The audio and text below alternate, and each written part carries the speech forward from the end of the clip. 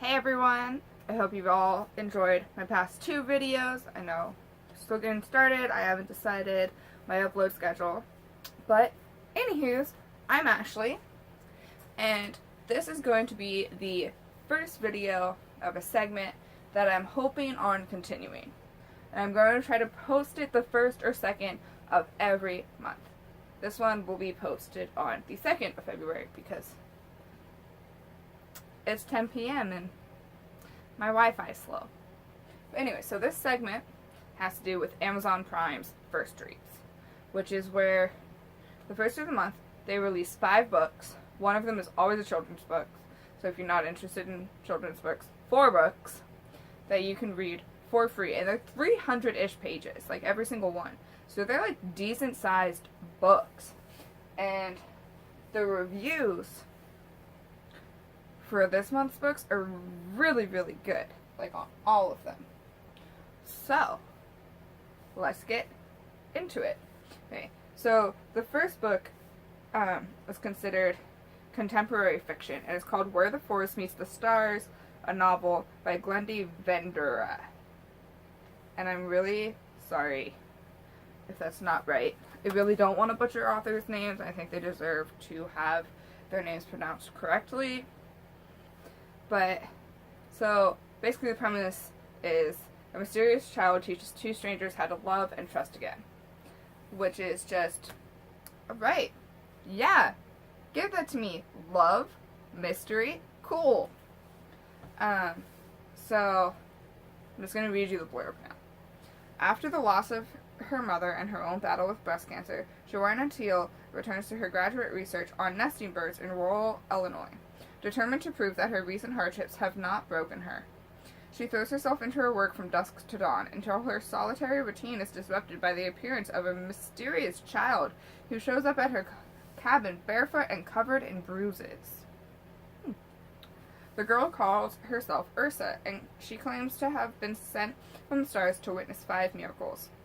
With concerns about the child's home situation, Jo reluctantly agrees to let her stay, just until she learns more about Ursa's past. Jo enlists the help of her reclusive neighbor, Gabriel Nash, to solve the mystery of the charming child. But the more time they spend together, the more questions they have. How does a young girl not only read, but understand Shakespeare? Why do good things keep happening in her presence? She told you! She was sent from the stars to witness 5 miracles. Come on. And why aren't Jo and Gabe checking the missing children's website anymore? Now that's a good question. Though the 3 have formed an incredible bond, they know difficult choices must be made. As the summer nears an end and Ursa gets closer to her 5th miracle, her dangerous past closes in. When it finally catches up to them, all of their painful secrets will be forced into the open, and their fates will be left to the stars. Alright, clever. She's sent from the stars, and then their fates left up to the stars. That's a clever blurb. I agree with all of it, except for the Shakespeare question, and why are good things happening in her presence? Like, I guess logically, yes, if you have done research, and, like, you are the academic kind of person, you would not be like, she was not sent from the stars. It's not possible. So I guess it's a valid question. I just don't like the Shakespeare question. Alright. But, so, I found a book review that said it's very similar to Catherine Ryan Hyde. So, I don't know who that is, but if you guys do, this new author is very similar to her. And so it has a lot of unlikely friendships and instant bonds, and the reviewer said that the characters are well developed, deep, and fascinating. And I don't know if I said it, but my sister suggested this idea to me, and she downloaded this one. She thought it sounded the most interesting out of all of them. And she reads a lot. Both of my adults do. Not my adult. My sister's not my adult. My sister's my sister. My mom and my sister read a lot. Okay, so the second option, which is a domestic suspense. It's called The Perfect Child by Dr. Lucinda Berry. Christopher, and this is the blurb. Christopher and Hannah are a happily married surgeon and nurse with picture perfect lives couple. It missed the word, but they are a happily married surgeon and nurse with a picture-perfect lives couple. All that's missing is a child. Well, you're a surgeon and a nurse. I wonder why that's missing. When Janie, an abandoned 6-year-old, turns up at their hospital, Christopher forms an instant connection with her, and he convinces Hannah they should take her home as their own. I wonder if they're gonna, like, have the hoops that you have to jump through to take a child home in this. We'll find out. Well, you guys might. I haven't decided which one I want. I might actually buy all of them. But Jane is no ordinary child, and her damaged psyche proves to be more than her new parents were expecting. Janie is fiercely devoted to Christopher, but she acts out in increasingly disturbing ways, directing all her rage at Hannah. I wonder if Hannah will die. Hopefully not. Unable to bond with Janie, Hannah is drowning under the pressure, and Christopher refuses to see Janie's true nature. Hannah knows that Janie is manipulating Christopher and isolating him from her, despite Hannah's attempts to bring them all together. But as Janie's behavior threatens to tear Christopher and Hannah apart, the truth behind Janie's past may be enough to push them all over the edge. Very interesting. So, a reviewer on Amazon, who has already read this, kudos to you, said this is a very anxiety-producing novel, and that the characters are very human. And some notes about Lucinda Berry, the author, has a PhD in clinical psychology specializing in trauma and childhood.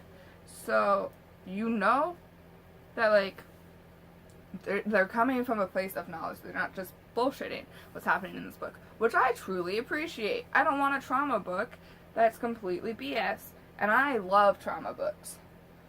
So this is why I can't decide, because, like, the first one seems really interesting, and this one seems really interesting.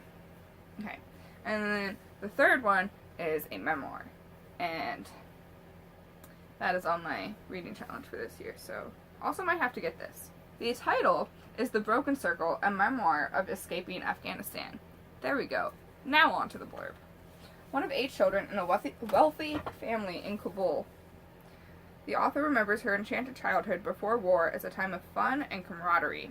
Her father, Padar, an engineer by training, worked at the American embassy down the street from the house in the Kharsa neighborhood, and also as a landowner.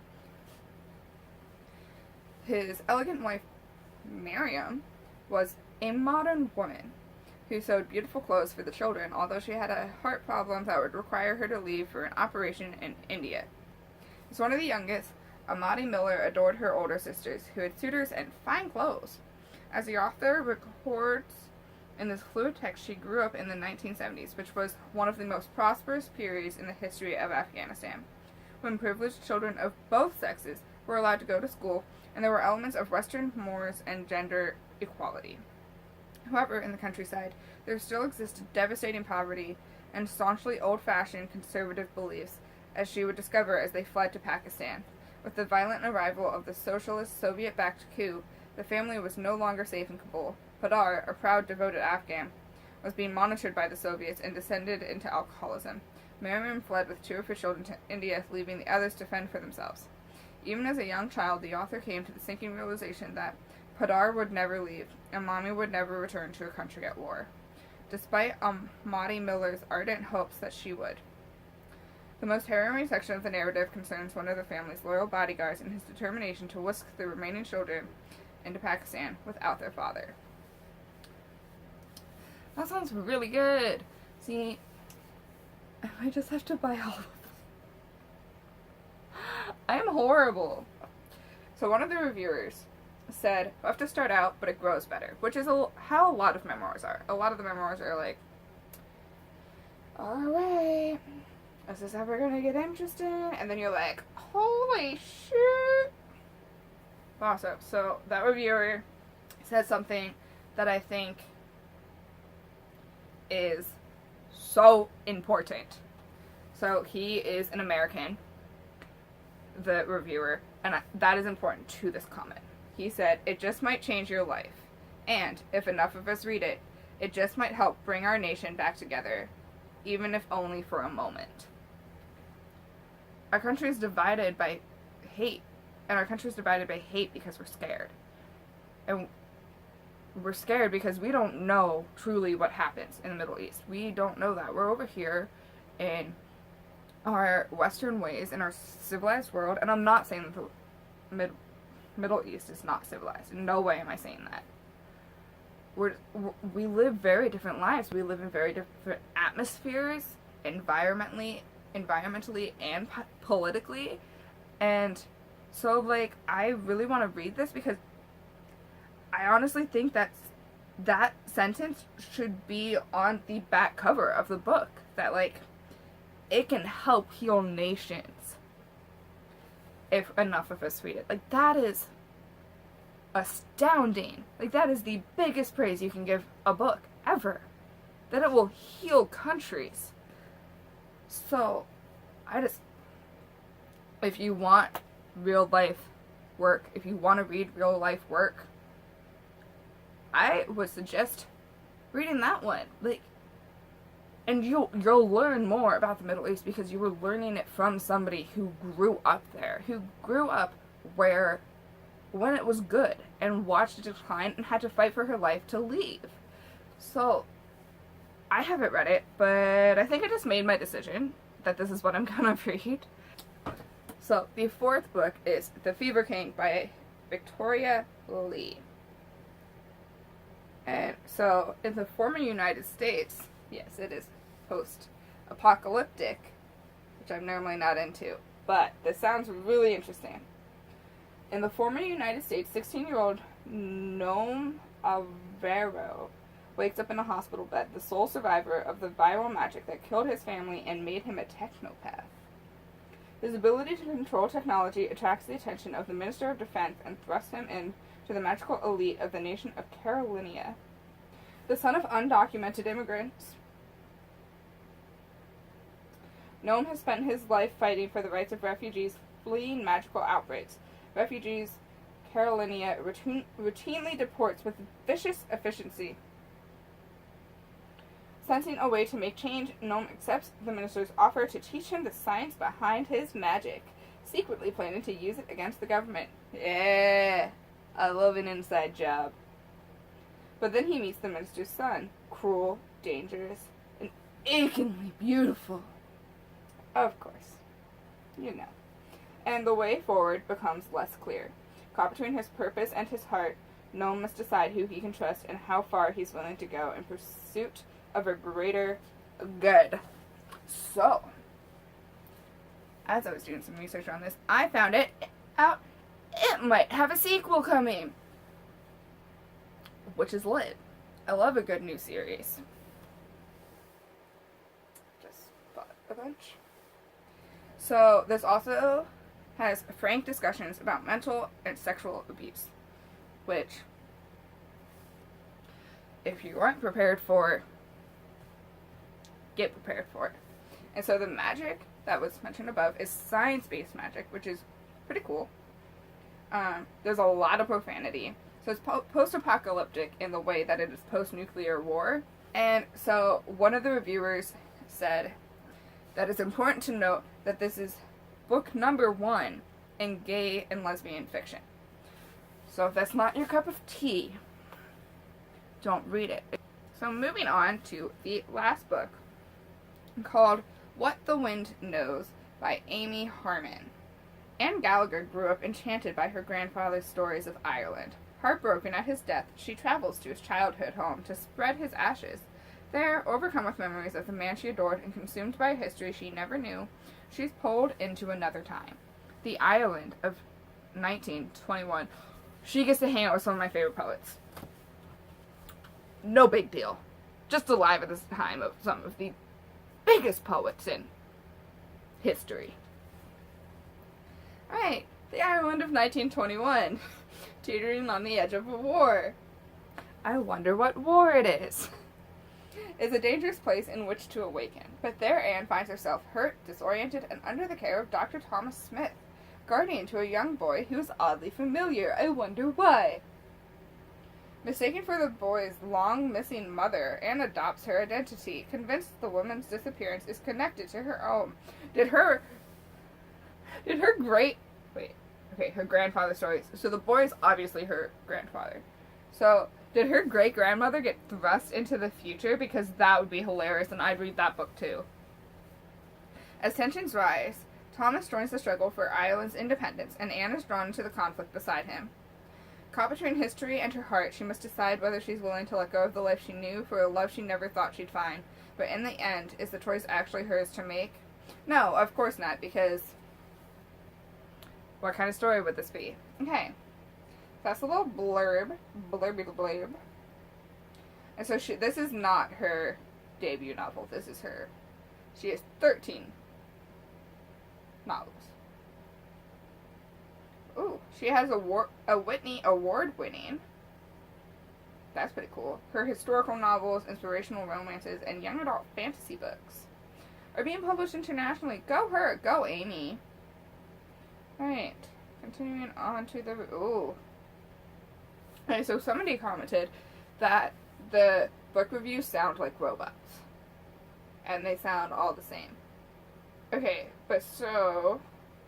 Yeah, so it is weird that this book, like, you could buy it today and it has 24.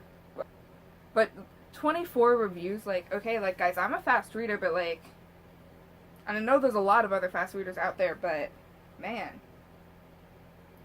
So people were saying that it's, like, so much more than an exquisite romance.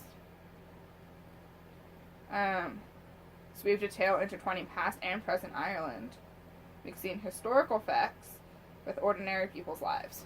So that's pretty cool, because, like, the history of Ireland is, like, real messy, as I talked about in my first video. So somebody else said that this was a beautiful story of love, loss, family, and patriotism, with one of the most unique storylines and had me feeling everything. It was in all caps. I had to read it like that. So there is time travel if you're not, like, that's not your cup of tea. So somebody gave it a 2-star. And so okay. So the book is called What the Wind Knows. And somebody's review was The Wind Doesn't Know Much. Is the title of it. What the Wind Knows is not historical fiction, alas, but a historical romance using the 1921 uprisings in Ireland as backdrop. And a heavy-handed time travel trope to get the female protagonist from her 21st century New York City to the quiet Irish setting so she can act out a rather convoluted and often unbelievable relationship that was apparently crucial to her dying grandfather. Alright, so mixed reviews on that. I trust people who, like, are like, alright, this was a great book, but there are some things wrong with it. Like, I will never say that my favorite book is 100% amazing, because no book I've read to date is 100% amazing. There are always errors. There will always be something that I don't like about a book. So yeah, but so those are your choices for Amazon Prime this month. Free books from Amazon Prime this month. Just like they're like monthly things. You can always find free Kindle books. But these are the ones that they are like, hey, you get it first. They're little like thingy-bob they do. Also, in upcoming videos, I will be reviewing Emma Klimchak's book that I bought, the young reader that I bought a book from, who I know and I love. And I'm super excited for that because I really enjoyed it. And I will also be reviewing Whiskey, Words, and a Shovel by R.H. Sin 1, 2, and 3. But anywho, time to get editing, and I'll see y'all later.